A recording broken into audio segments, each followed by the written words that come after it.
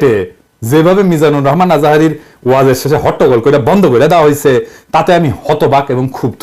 শুনেন তার কথা, শুনেন শেষ দিকের কথা। এই জায়গাটাতে এরকম কেন হইলো? শুরুতে তো এটা ছিল না। এখন আইন শৃঙ্খলা বাহিনী তোমাদের সাথে লাঠি চার্জ করবে, ধাক্কাধাক্কি করবে, তোমরা আমার সাথে এটা হবে এরকম? তোমরা তো ব্যথা পাবা তো। বসো না, সবাই বসতে পারলে তোমাদের কি?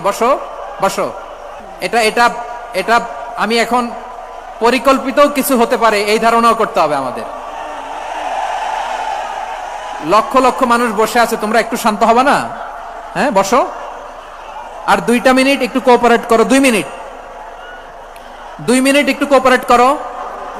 জি পুলিশ ভাইরা, হ্যাঁ আস্তে আস্তে, জি বসে যাবে। হ্যাঁ ঠিক আছে, 2 মিনিট। এই বিভাগে আমার আর আসা হবে না, আমি একবারই তো আসলাম। সো যা বলার তো আমি এখনই বলতে হবে, এমন না যে আমি আবার সুনামগঞ্জে আসবো, হবিগঞ্জে আসবো। খুবই গুরুত্বপূর্ণ কয়েকটা কথা আমি রাখবো তোমাদের সামনে। বসো, শেষ করে দিব। এই তো আর 10 মিনিট সময় আছে আমার হাতে। বসো। মাশাআল্লাহ, এই ঠিক আছে। আমি কলে এখানে এক বিশাল ষড়যন্ত্রের গন্ধ পাইতেছি। ঘটনা ছোট, রাজনৈতিক গুরুত্ব অপরিসীম।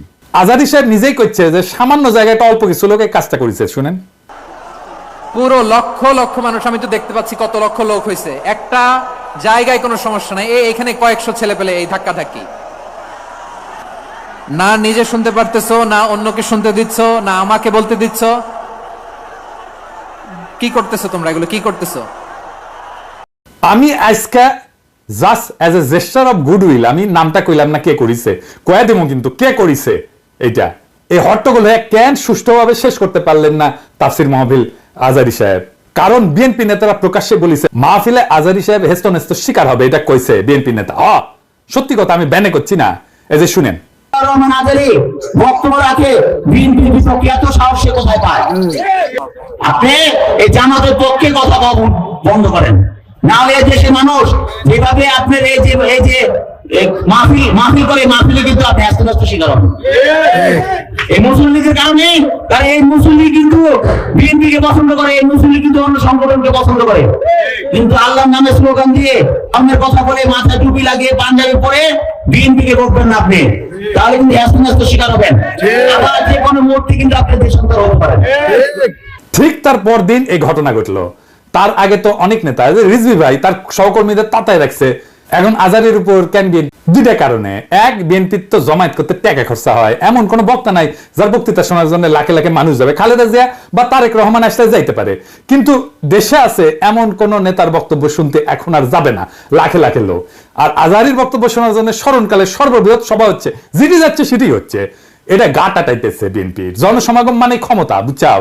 আমাদের ভিডিওর ভিউ গেলে ক্ষমতা, আমাদের পোস্টে লাইক শেয়ার ক্ষমতা। এই ক্ষমতাকে বিএনপি চ্যালেঞ্জ মনে করছে। আর 2 নাম্বার, ইন্ডিয়ার ডরায় জনপ্রিয় ইসলামী বক্তারে। এই জন্যই তারা চড়াও হয়েছিল মৌলানা দেলাওয়ার হোসেন সাইদের উপরে। আজারি সাহেব ইভেন বিগার থ্রেট তাদের জন্য বড় ভয়, কারণ সংঘবদ্ধ মুসলমানে তাদের ভয়।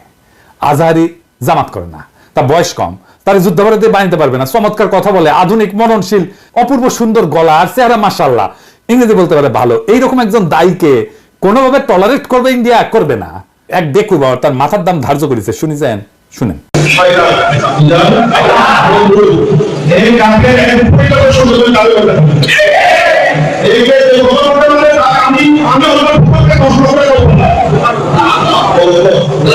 দেখেছেন তার জানের উপরে উঠে গেছে।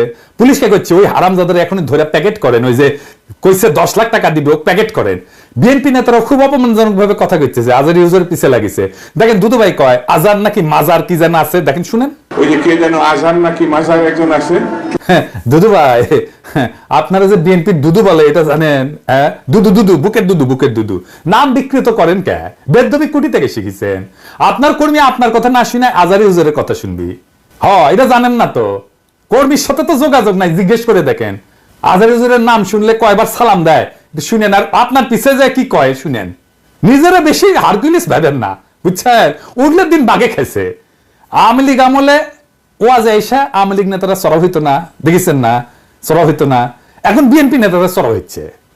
এই যে দেখেন, এটা আমার শহরে বগুড়ায় মৌলানা বজরুল রশিদ মিয়া, আমি কলে খুব পছন্দ করি, খুব চমৎকার একজন আলেম, কলে খুব সুন্দর ওয়াজ করেন। ওনার উপরে চড়া হয়েছে, মিজাজ খারাপ হয়ে গেছে দেখে। আর চড়া হয়েছে কে? আওয়ামী লীগের পান্ডা মোহনের ভাই বিএনপি নেতা বাদশা। 2 ভাই 2 দল করে, এক ভাই আওয়ামী লীগ, এক ভাই বিএনপি। ওর ভাই বগুড়া শহরে কোনো জমি বাকি রাখে না, এই যে মোহন দখল করেছে, দুই ভাই দল করে সিস্টেম কইরা এখন আরেক ভাই রাজত্ব চালাইতেছে বগুড়ায়। এটা আগা পাঁচতলা দুর্বৃত্ত ফ্যামিলি। শোনেন কি করিছে। কিসের ভাষা ভাই, আমরা আমাদের দেশে থাকি না, আমরা দেশে থাকি না। ঠিক আছে, আপনি বলেন কেন যে আল্লাহ আকবার একবারই ছাড় দেয় না? আমাদের প্রত্যেকটা প্রোগ্রামে দেখো না, না এই জায়গা তুমি কি বুঝতে পারছো? চাকরি শোনেন না এখানে যে কোরআন শরীফ তেলাওয়াত হলো একবারই দিছে আল্লাহ আকবার হাম্মাম করতে, আর দেয়নি, এটা ঠিক না।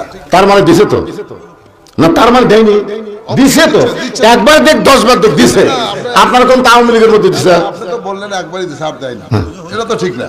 আমি একটু আমার প্রধান বক্তার সাথে বিহার করেছিলাম যে উনি বলতে চেয়েছিলেন যে একবারই হাম্মাম সাহেব বলছেন, তারপর কি বলছেন আমি আসলে এই করি, যখন বলছে একবার বলেছেন আমি সেটাকে বিহার করেছি। আমরা ইসলাম কারো ব্যক্তিগত সম্পত্তি নয়, ইসলাম সকল মুসলমানের সম্পদ। কেউ যদি মনে করেন এটা আমার ইসলাম আমার একাই আর করো না, এটা তো সঠিক না। যারা ক্ষমতার থাকতে যা করেনি এরা ক্ষমতার যাওয়ার আগেই তার সাথে বেশি করতেছে। জোরে তোর কথা ঠিক কিনা? রাধা বাদশাহ আউট হয়ে গেছে। মাহফিলে যারা যাবেন, কোন রাজনৈতিক নেতা যদি আলেমের সাথে বেদবি করে না, একেবারে পায়দা ফেলাবেন, পারমিশন দিলাম, আমার নামে যেন কেস দেয়, আমি কয়ে দিছি। আর হুজুরেরা আপনাদের বলি বেদবি নিয়েন না। আপনারা কোন আক্কেলে এই সমস্ত রাজনৈতিক দুর্বৃত্তদের ওয়াজের মঞ্চে আপনাদের পাশে বসতে দেন? ওদের সে যোগ্যতা আছে আপনার পাশে বসার? পাবলিকে তো আপনার ওয়াজ শুনবার এসেছে নাকি? ওই গুলো ক্ষমা দেখবার আসছে, তা তো আসে নাই। আমি দুঃখিত, মুখ খারাপ করলাম, হুজুর বিয়াদবি মাফ করে দিয়েন, কিন্তু এই তো মেজাজ খারাপ হয়ে যায়। তো আপনি কেন ওগ্রে পাশে বসান কেন?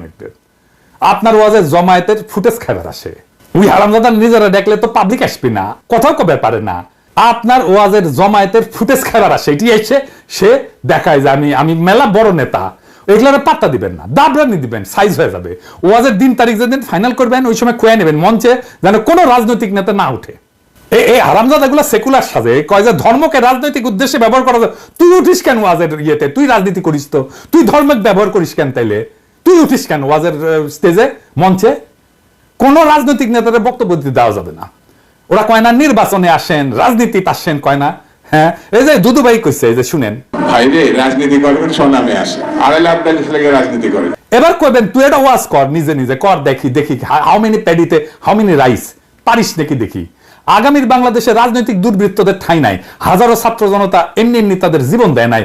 আমরা নতুন রাজনীতি চাই, আমরা নতুন কণ্ঠস্বর চাই, আমরা ফ্রেশ জিনিস চাই, সেকেন্ড হ্যান্ড মাল না। ইনকিলাব।